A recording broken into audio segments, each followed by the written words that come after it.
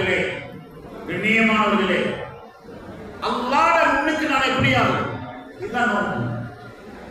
அல்லாஹ்ட முன்னுக்கு நான் எப்படி அடிமைத்தனத்தை நிரூபிக்கிறேன்? சுப்ஹானல்லாஹ். ஃபிரௌன் இந்த ஆட்டம் என்ன, ஆட்சி என்ன, அதிகாரம் என்ன, டெக்னாலஜி என்ன, எல்லாமே இருந்தது. ஆச்சரியமான ஒரு அதிகாரம் செலுத்தியவன் தான் ஃபிரௌன். அவனுடைய அந்த சர்வஃபிரௌன் அந்த கோட்டைக்குள்ள செல்வோமே ஆனால் இன்றும் இருக்கிறது.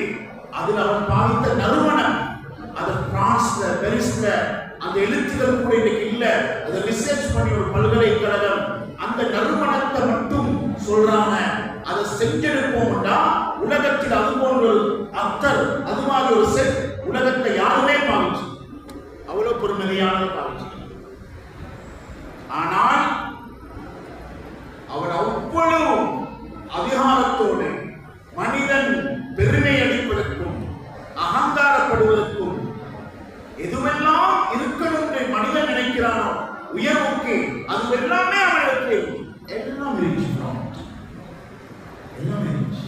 தங்க கட்டில தான் உட்காரும், தங்க கதிரை அதுவும் இன்றைக்கு வைக்கப்பட்டிருக்கு. தங்க விசிறி, தங்க செருப்பு. மனிதன் உலகத்தில் இந்த குளோபல் வில்லேஜுக்குள்ள வேகமாக நுழைந்து எதை அடித்தால் எதை அடைந்தால் வாலிபர்களும் ஆண்களும் பெண்களும் சுப்ஹானல்லாஹ் போட்டி போட்டு மனிதன் எதனால் உயரலாம் நினைக்கிறானோ அது எல்லாமே அவனுக்கு. அல்லாஹ் அந்த ஃபிரௌனுக்கு மண்ணுக்குள்ள ஒரு நாய்க்கு கொடுக்கிற ஒரு குழி கூட கொடுக்கல, அப்படியே வெளியே வச்சு. அதனால சகோதரர்களே, இஸ்லாம் தீன் என்றது அது நன்மை இருக்கிறது, அதுல தன்மை இருக்கிறது. இந்த ரெண்டையும் நாம் அடைந்து கொள்வோம். இந்த ரெண்டையும் நாங்கள் அடைந்து கொள்வதுதான் ரமலானுடைய நோக்கம்.